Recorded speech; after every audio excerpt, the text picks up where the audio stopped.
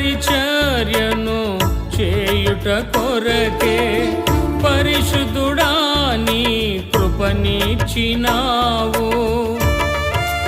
వెంటనే ఆయన నా ఈయనను ఒక ఊరికి వెళ్ళుచుండగా ఆయన శిష్యులను బహుజన సమూహమును ఆయనతో కూడా వెళ్ళుచుండిరి.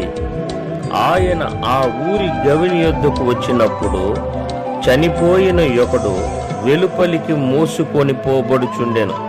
అతని తల్లికి అతడొక్కడే కుమారుడు, ఆమె విధవరాలు. ఆ ఊరి జనులు అనేకులు ఆమెతో కూడా ఉండిరి.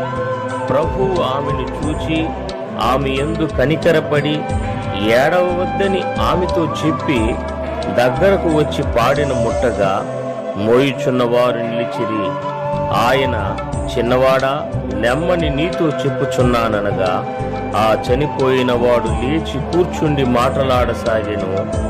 ఆయన అతనిని అతని తల్లికి అప్పగించెను. అందరూ భయాక్రాంతులై మనలో గొప్ప ప్రవక్త బయలుదేరి ఉన్నాడనియో, దేవుడు తన ప్రజలకు దర్శనం అనుగ్రహించి ఉన్నాడనియో దేవుని మహిమపరచిరి. నీ పరిచర్యను చేయుట కొరకే పరిశుద్ధుడా నీ కృపనిచ్చినావు.